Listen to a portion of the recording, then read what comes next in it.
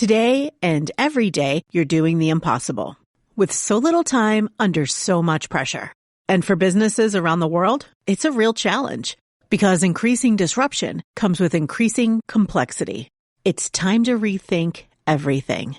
Using hybrid cloud and AI, IBM is helping businesses take a scientific approach to invent, discover, and solve problems like no one else.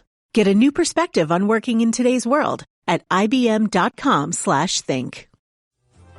Welcome to Stuff You Should Know from HowStuffWorks.com.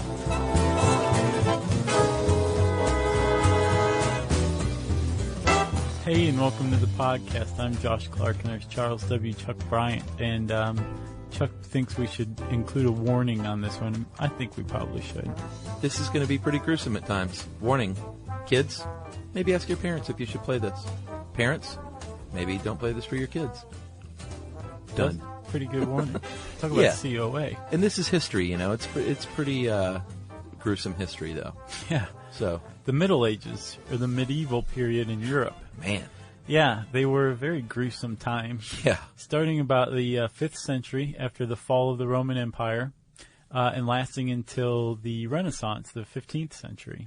That's many English years. 1,000 years of nasty, brutish, and short life. Yeah. So that the average life expectancy during the medieval period, and historians don't like to call it the Middle Ages because that implies that it's just basically this little bit of time in between two really important ages. Yeah. The middle period. Yeah. It's like the Jan Brady of history. And they're saying, like, no, there's some really great things came about during this time. And you can't just call it that. So they call it the medieval period. I still think it's the Middle Ages, or the Dark Ages is another great way to put it. Yeah. Brutish behavior. There was what was the life expectancy? You didn't say. About 40, somewhere in the 40s. I didn't see specifically, but yeah. So that's old? Yeah. Wow. At the very least, that's, average age. You could live longer than that. Sure. But, I mean, like, you know, if you're a woman, the chances of you dying in childbirth were pretty high. Yeah, yeah. If you were a man, the chances of you being killed by getting kicked by your horse were probably pretty high. Yeah. If you were a child, making it, I think you had a 33% chance to not make it past 5. Wow. It was not good. Yeah. It was a violent time. Mm-hmm. Nutrition was not very good. It was a dirty time. Yeah. And it was just a bad time to be alive. I think we can agree on that. If you're time traveling, skip the Middle Ages. One of the I guess hallmarks of the Middle Ages was that after the fall of the Roman Empire, Rome owned Europe, owned it outright, and under this control also came things like roads, currency, government, plumbing, right? Justice. Yeah, to the farthest reaches of the Roman Empire, it was under control generally, and these areas had public service, right? Yeah. Public services.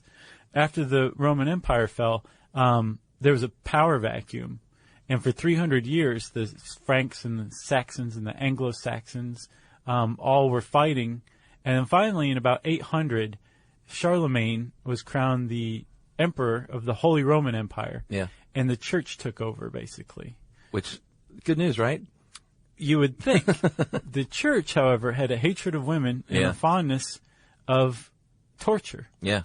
And the Middle Ages was also characterized by a period of really inventive thinking in how to produce human suffering.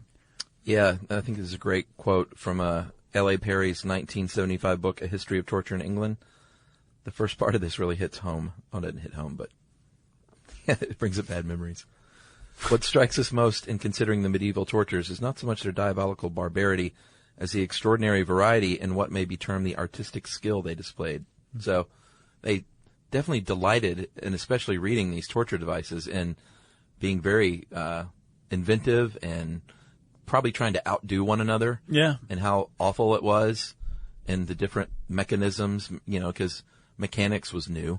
So they were probably like, look, this has 5 gears that will, rip your toes off. Right. How cool. Yeah. But, so it was very perversely inventive period. Yeah, Perry says that they basically ruminated and considered how suffering occurs to figure out how to produce it. Yeah. That it was like basically an art form by the end. Yeah, they would, in court, sometimes they would just do things like, hey, let me put your arm in boiling water, and we're going to base our verdict on how long it takes it to heal. I know the old thing about, does the witch float? Throw it in the lake and let's see. Yeah. And if she drowns, hey, she was not a witch. That's sad. But if she lives... Then burn her at the stake. Exactly. Yeah, so either way, the lady dies, which is very sad. Right. And they even had a thing when they would torture people for confessions, but they would say basically that confession doesn't count. So they would say, you know what, within that 24-hour period, we won't torture you, see if you still confess.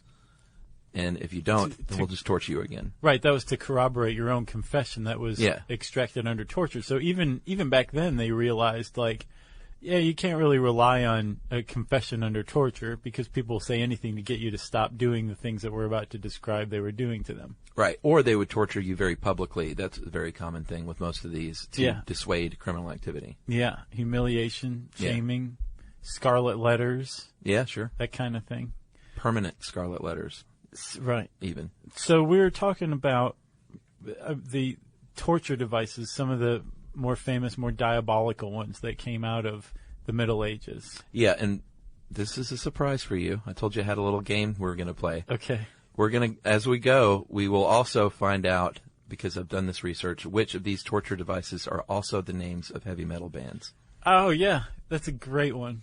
Because the very first one I saw, the Brazen Bull, I was like, surely that's a band. Yeah, when I was researching this, I was thinking, like, I wonder how many times Chuck's going to be like, that's a great band name. Well, the Brazen Bull is, in fact, a band in Chicago. Yeah. 3-piece grindcore metal band. Nice. Give me another example of grindcore so I know. I don't even know. I think it's just the stuff that's so, like, fast and heavy and, like... Gotcha. I like that. Yeah. So I tweeted out this picture of... like the different characters from Lord of the Rings, and then based on like their looks, what kind of metal they were into. Oh, really? Yeah, like Gollum was into nu metal. In metal. Yeah, yeah. And then I can't remember. I think Viggo Mortensen was into like I can't remember. It's worth checking out. Go onto our Twitter feed. Look like 4 weeks back. Yeah, I'll you'll find it. You'll love it. I'm sure I didn't describe grindcore correctly. That's cool. I'm not hip on the metal scene. Chuck. The Brazen Bull. The Brazen Bull. Yeah. Is old indeed. They think that an ancient Greek named Perillus invented it. Yeah, for a tyrant named Phalaris of Agrigentum. And so basically like, hey, let me build you this torture device. You're going to love it. And the guy was like, I love it. Get in it. Yeah, let's and the see guy how was it like, works. What? And apparently that's how it went down. Right. So what is the Brazen Bull? Well, it's a brass bull, which is why it's brazen and a bull. Yeah. It's a large one, big enough for a human to fit in. Ah. And there is a locking mechanism on the outside once the human is in, because they built fires around the Brazen Bull, lit them, and then waited for the Brazen Bull to heat up with the person inside, who would then scream and move around. Yeah. And the muted sounds, because it was brass. Yeah, and because their tongue was often cut off. Right. Yeah. Made it look and sound like the bull was alive and making noise. Yeah, and we found through all of these, Grabster wrote this, of course, Ed Grabanowski. Right. It was usually followed with, to the delight and entertainment of the crowd. Right. So apparently, if the bull started rocking and making noises, people were just like, ooh, I love it. Right. It's great. Someone's getting seared alive inside that hollow bowl. Yeah, because that's the thing. You're not being like charred. You're being seared to death.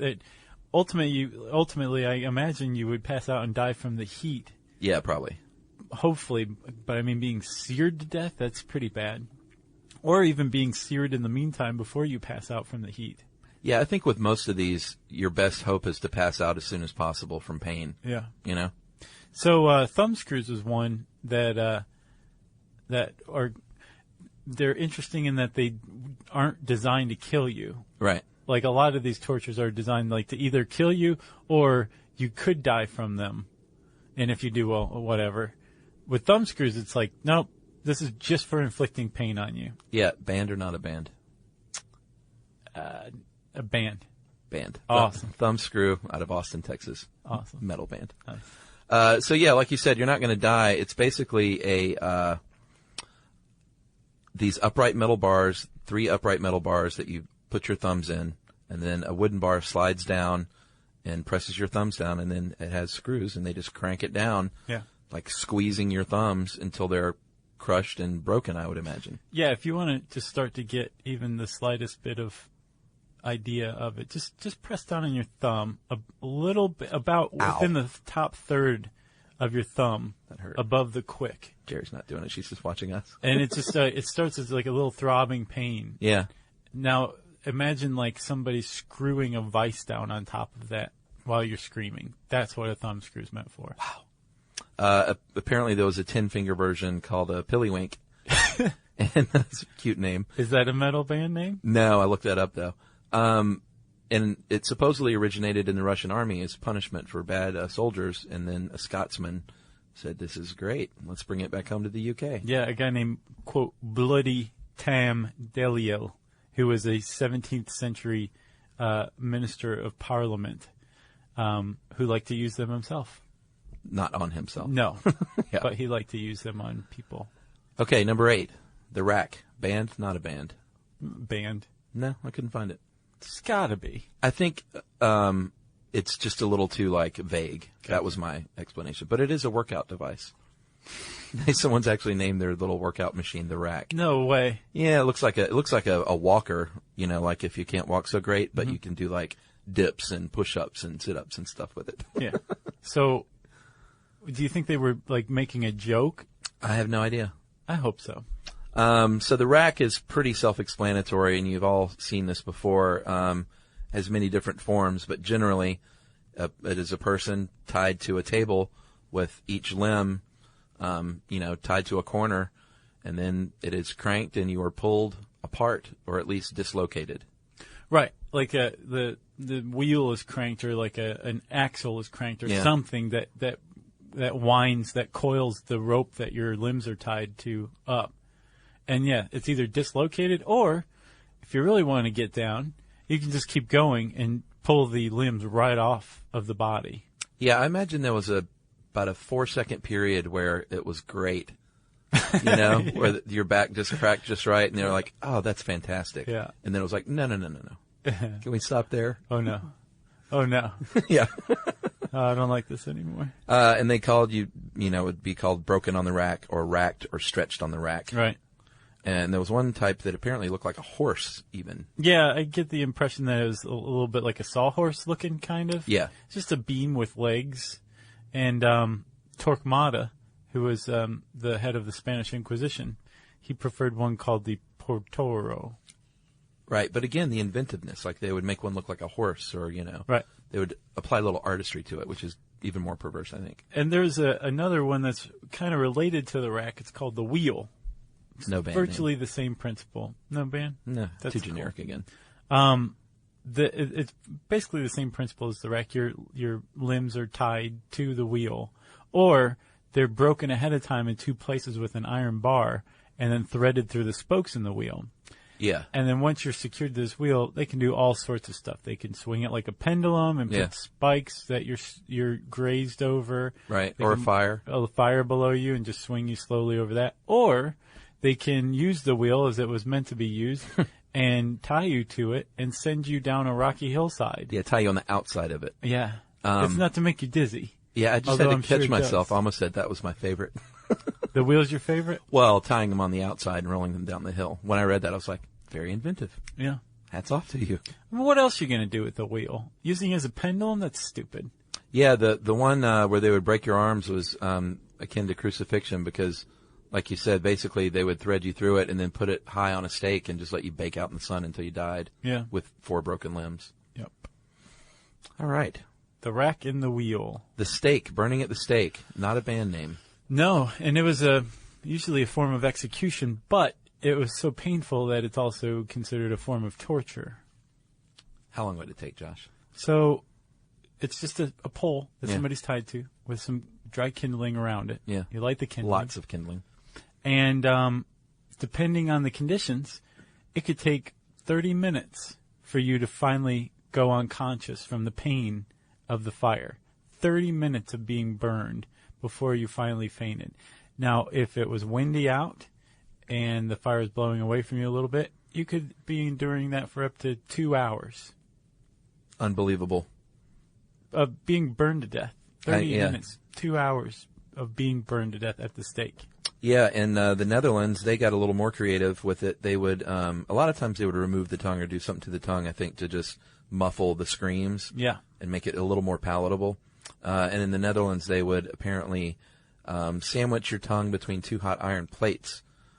And, of course, you couldn't do a lot with that except, make weird muffled screaming noises. Right. I don't know if it was to make it more palatable or people during the Dark Ages thought it was hilarious when Right. people couldn't talk.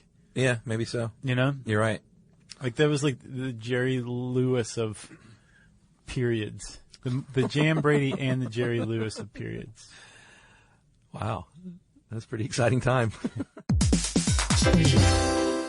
Let's face it, friends, taking trips to the post office is probably not how you want to spend your time these days, right? No, not at all, which is why we, as always, recommend mailing and shipping online with Stamps.com. That's right. As you know, Stamps.com allows you to mail and ship anytime, anywhere, right from your computer, right there in your house. And you can pay a lot less with discounted rates from USPS, UPS, and more. Yeah, Stamps.com is a must-have for any business, whether you're a small office sending out invoices or an online seller shipping out orders or even a giant warehouse sending thousands of packages a day. Stamps.com can handle it all with ease. That's right. You get discounts of up to 40% from the post office rates and up to 62% off UPS shipping rates. Yeah, so stop wasting time and going to the post office and go to Stamps.com instead. There's no risk, and with our promo code SYSK, you get a special offer that includes a 4-week trial plus free postage and a digital scale. That's Stamps.com, promo code SYSK. Stamps.com. Never go to the post office again.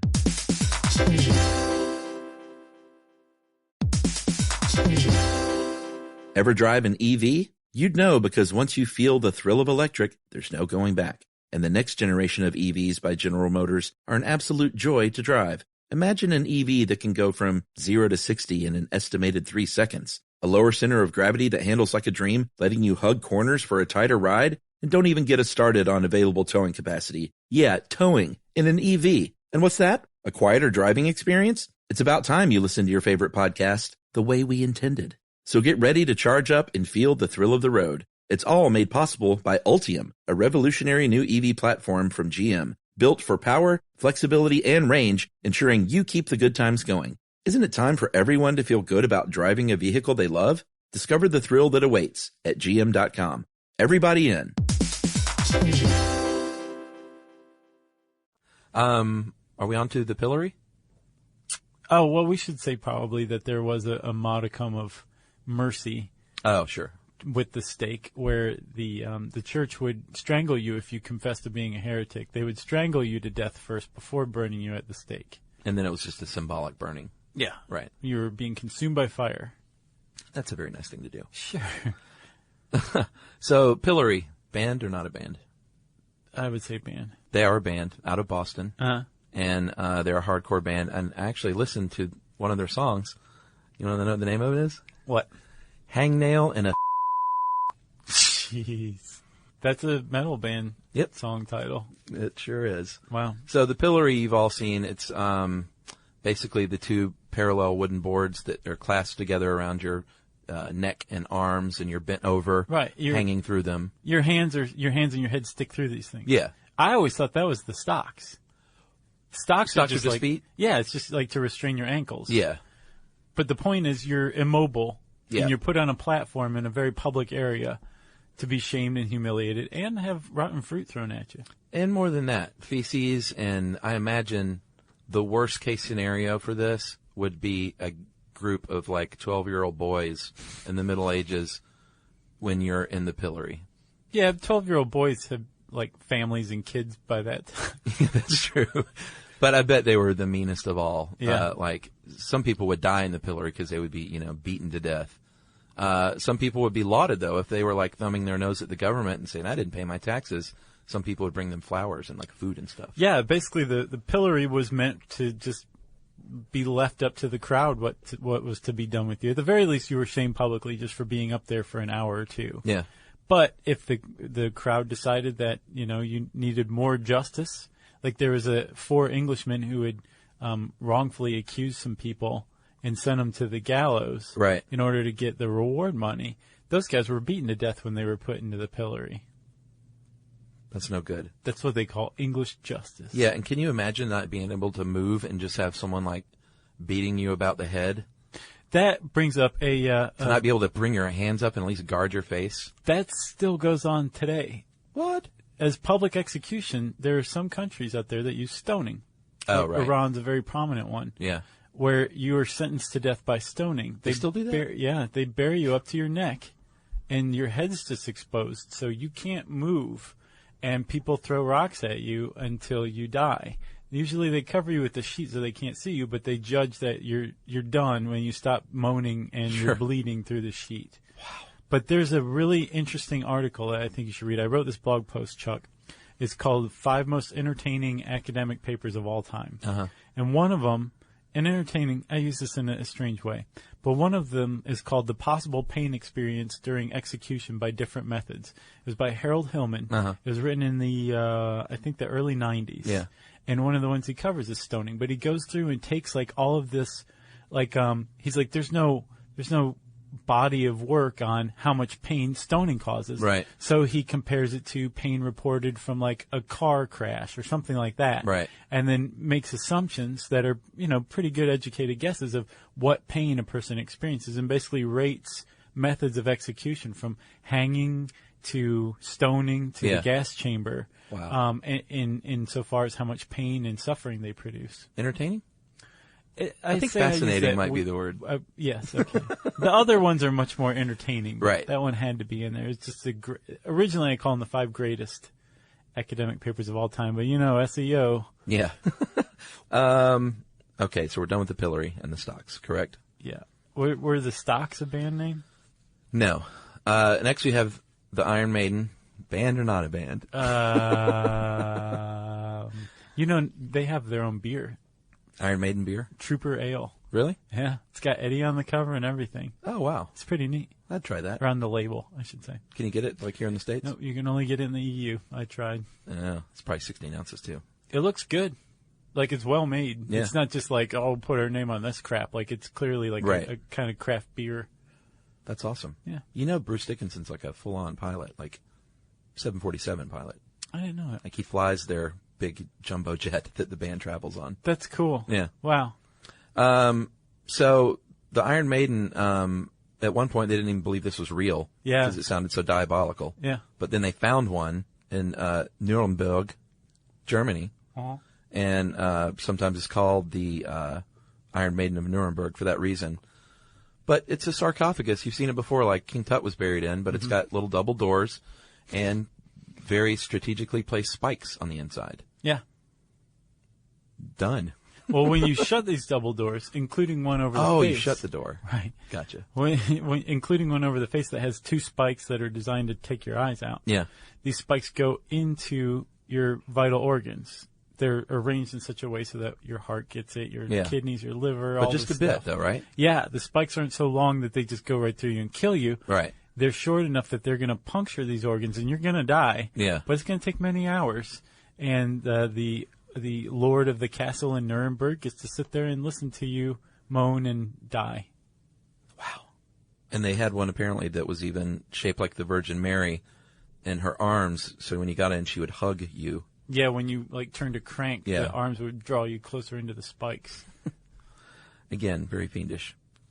Scavenger's Daughter, band or not a band? I know that is a band. I ran across it during my research too. 4 bands from what I saw. Is that right? There's one in the UK, one in St. Louis, one in Shanghai, and one in Poland. Cool. So they're really spread out. Maybe it's all the affiliates of the same band. They're all subsidiaries of Scavenger's Daughter Co.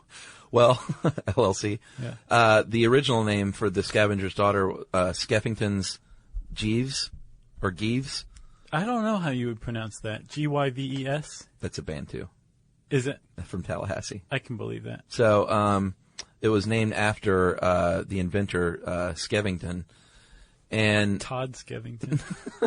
the best way I'm going to describe this is it looks sort of like an arch. Imagine the St. Louis Arch shrunk down to about 2 feet and attached to a base plate. And you would get down in like the tornado crouch position and get inside of this thing.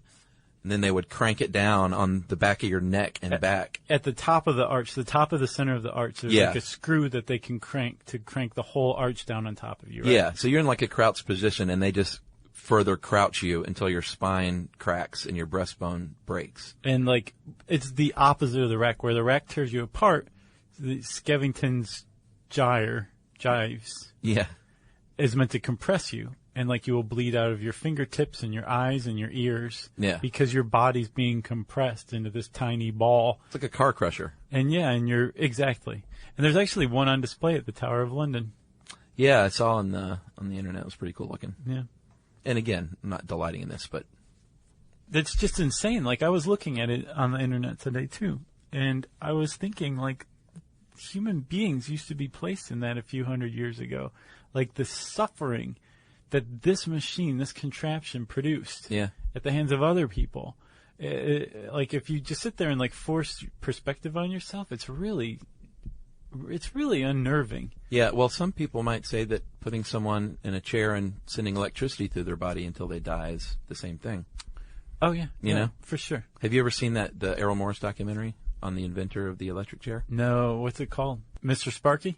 No, I think it's called Dr. Death. Okay. And then what his name is, Lucher maybe or something. I don't know. Really fascinating though, because just rent it, and it's Errol Morris. That's all you need to know. Okay. These last two are really pretty brutal against women. Yeah. And it's pretty gross. So if you're not into hearing about that, maybe you should turn off the podcast. Yeah, this to me is like, this is the worst. The other ones were gender neutral. Yeah. You know, and I guess the last one we're going to talk about is technically gender neutral, but like the idea of it being inflicted on women to kind of, as Grabanowski points out, to destroy aspects of femininity. Yeah. It makes everything even more disturbing, you know? Yeah, agreed. And this is called the Breast Ripper, not a band. And not to make light of this, but there was a Yahoo answer where a guy said, quote, "I need a brutal band name, something like diseases or disorders, or something to do with babies being eaten. It needs to be killer." And one of the people said, "You should call yourself the Breast Ripper." Did he say awesome? No, I didn't follow up and look to see if that's what he chose. But the guy had listed it like a bunch of names. Yeah. You know, that were mainly torture devices. I mean, if you're a metal band searching torture devices or medieval torture devices, it's going to yield an idea or two. Exactly.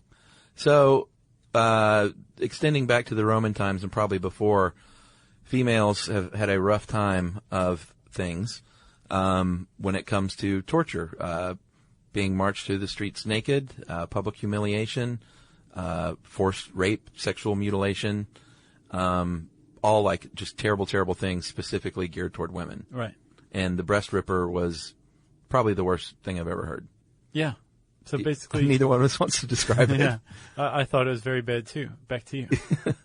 Go ahead. After you. A woman would be tied to a wall or basically forced to be immobile. Yeah. And then this, the Breast Ripper, which was basically a claw of spikes. Yeah. That could be open and then placed on the breast and then shut, clamped down onto the breast, but then be pulled away. Yeah.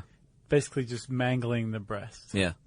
And like the thumb screws, it was not intended to kill. Right. As a matter of fact, I get the impression from this article that it was used very frequently to basically say, "Hey, everybody, look at this person!" Like right, like the Scarlet Letter. Right, exactly. It was meant to label somebody. Yeah, in England, I know they were fond of branding women on the face to shame them. Yeah, and apparently, if you were in the stockade or the pillory, one of the things that may also accompany that was to be branded by having your nose slit. Right, or an ear cut off, maybe. Yeah. Jeez, what was wrong with people back then? I don't know. And what changed, I wonder? That's like that the most peaceful period in history. What, right after the Middle Ages? Well, that's what we were talking about. Like, remember Steven Pinker? Oh, was yeah, like yeah. the Middle Ages were particularly bad. I don't know what it was that changed, but I think the idea that government came in and created a monopoly on violence. Yeah. That's what we're talking about here. Yeah. That doesn't really account for it because the government had not necessarily a monopoly. It was supposed to, but it was pretty violent itself. Yeah, and it's not like things got great. Like you said, they're still stoning people, and they Sure. use the electric chair in this very country. Right. So, but it definitely wasn't the Middle Ages. No, and Yeah. also when you could be tortured for all sorts of things. Like your neighbor could be like, "You're a witch," and all of a sudden you're tortured. Right. So I would be very curious to know exactly what accounts for that change because something changed. Yeah, and they also point out in the article Ed did that a lot of times these were used to also get you to sing about your accomplices. Yeah, And that was basically like you just say whatever you want. sure. Like, yeah, it was my neighbor there. And the neighbor's like, huh? And then all of a sudden he's in the pillory too. Right. You know? All right. Our final one is The Pair of Anguish. Oh man, Band or not a band? it's got to be a band. It's a band. Four-piece metal band Wow, from Roanoke, Virginia. man, not Roanoke, North Carolina. No. So The Pair of Anguish was, I guess I'll do this one since you had to do the breast ripper. It is a pear-shaped device, and the pair is actually 4 metal leaves joined at the top by a hinge with like a key crank. So just imagine a pair that if you crank like where the stem would be, the 4 leaves would open up. And they would use this on women in like the worst places and on homosexual men in the worst places. An orifice, basically. Yeah. And open it up. And I showed Emily this morning. She was like, so that looks like an early speculum to me. And that's, kind of this along those same lines. And that's The Pair of Anguish. Yeah. And you can get pictures of all these and look at them. Not in use, obviously, but actually some of them are like, they have drawings of like the rack and things like that. Yeah. But luckily not of The Pair of Anguish. There's a spoon from, I think, the Nuremberg Castle that has a mini Iron Maiden on the top of it. Oh, really? Yeah, proudly displayed. Wow. Yeah, you can. I mean, there's photos of these, and some of them are relics in museums around the world, like the Skevington's Jeeves Yeah. in the Tower of London. There's probably a torture museum, I bet, somewhere. There's the London Dungeon. Oh, really? That one's awesome. I went with my dad and my sister years and years ago. How old were you? I was like 17, maybe. Oh, that's a good age. I was like 13 would be perfect, though. Yeah. Well, yeah, anywhere from there. But it's like they really did it up because they use like wax dummies, and it's like there's like a head in the basket on the guillotine exhibit. And Right. Plus, there's a great Misfits song named that too. Name what? London Dungeon. Oh, yeah? Yeah. Nice. And one more thing I wanted to say. In 2003, after the U.S. invaded Iraq, they found, Uday Hussein, Saddam's oldest son. Yeah. He was the minister of sports, and he was very famous for like torturing athletes that he didn't think were performing well enough. What a guy. They found an Iron Maiden at the Ministry of Sports, his Iron Maiden that he used on people. Wow. Yeah. That certainly doesn't encourage athleticism, you know? No, it encourages defection and running away Yeah. whenever you go somewhere to play somebody in another country. Wow. Yeah. That's very sad. So that's it for 10 medieval torture devices. Yeah, very bizarre time in this world's history, for sure. Yep. If you want to see pictures of these things or read more about them, you can type that in, medieval, MEDIEVAL, torture devices in the search bar at How Stuff Works. And I said search bar, so it's time for message break. Stuff you should know. Hey friends, Apartments.com knows that we've been doing everything from home lately. Working from home, exercising from home, schooling from home, breakfast, lunch, and dinnering from home, wishing we were anywhere else on the planeting from home. Yeah, but with all that extra time we've had inside our homes, we've gained a newfound appreciation for making sure our place is the right place for us. And that is where Apartments.com comes in. Apartments.com has the most rental listings across apartments, houses, townhomes, and condos, as well as powerful search tools so it's easy to find that special somewhere that offers exactly what you need. Yes, and thanks to its 3D virtual tours, you can now explore your potential new place from anywhere. That includes such exotic locales as your boudoir, your walk-in pantry, your alfresco dining area. Very nice. Even your guest powder room if you're feeling adventurous. Yeah, and just about anywhere with an internet connection. So let your fingers enjoy a stroll across the nearest keyboard and visit Apartments.com to start your rental search today. Apartments.com, the most popular place to find a place. And now listener mail? Yes. All right, thank you. So this is from Matthew N. Cook. Listened to the Living Off the Grid podcast, and it reminded him of his friend Michael's aunt. He and his friend are very technically oriented. They've been wiring little doodads and things for years. His aunt bought a house some years back, which turned out to be a long-term witness protection house for local authorities. She called us in because there were about 1,000 little switches and project boxes all over the house, tucked into nooks and crannies that automated everything from the window blinds to the lights to the door and window locks. It's very reminiscent of something we'd seen in an old James Bond movie. So this is not like a new thing, Right. which is why it was weird. She had no idea how to operate any of them or even what half of them did, so we got to come and play in the house basically for a while and figured out what we could. We found the house had many defense measures, including motion sensor alarms in the surrounding woods and driveway and backup power and water supplies, which included rainwater collection, solar panels, a huge backup generator, and a wind turbine on a telephone pole type thing that could be raised or lowered and adjusted using a hand winch. Wow. What made the house really cool is while many of the home automation and power water conservation measures implemented are now things that can be purchased and installed professionally, this was all done well before this, as evidenced by all the project boxes and very retro toggle switches and such. For us, it was like seeing history, as some clever guy or girl actually had to think up these pieces and then design and build them from scratch. I feel like I'm really not doing this house justice and the engineers justice, but that could be the overexcited geek in me recalling this find. Matthew N. Cook. Sounds pretty cool. That is very cool. Thanks, Matthew. Apparently the aunt wasn't too into it. Yeah, she's like, I got a good deal on this house. Yeah, like once they figured out how to do like the lights and stuff, she was like, all right, get out. Right. I would be very curious to see photos of this house if he has them. Send them along, maybe. Yeah. We love cool photos of very cool places, whether they're abandoned or unusual or whatever. So if you have like a photo spread of a cool house or a cool old asylum or whatever, send us a link because we want to see it. You can tweet to us at SYSK Podcast. You can join us on Facebook.com/Stuff You Should Know. You can send us an email to StuffPodcast@Discovery.com. And you can join us at our home on the web, StuffYouShouldKnow.com.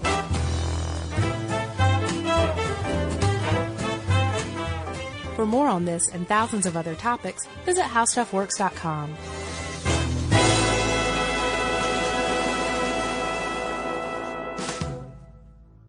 Hey, Netflix streams TV shows and movies directly to your TV, computer, wireless device, or game console. You can get a 30-day free trial membership. Go to www.netflix.com/stuff and sign up now. Hi, I'm Chelsea Clinton, host of the podcast In Fact, where we look at why public health matters, especially now. COVID-19 isn't the only public health crisis we faced. It's not even the only one we're facing right now. So what can we learn from other public health issues, and how can we do better? Each week on In Fact, I sit down with experts, activists, and a few surprise guests to help us understand how public health affects us all. We'll hear from Jane Fonda about getting arrested to raise awareness about climate change, Planned Parenthood's Alexis McGill-Johnson about what happens when a public health issue becomes a political football, and Queer Eye's Jonathan Van Ness about how damaging stigma can be. The day that I found out I was positive in the state of Missouri, I had to sign a piece of paper that said that I was a bioterrorist if I ever knowingly spread the disease. So please join me. Listen to In Fact on the iHeartRadio app, Apple Podcasts, or wherever you get your podcasts. The 27 Club is back.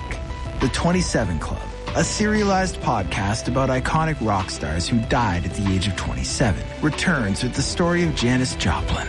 The 27 Club is hosted by me, Jake Brennan, the creator of Disgraceland, the award-winning music and true crime podcast. The 27 Club is a weekly show.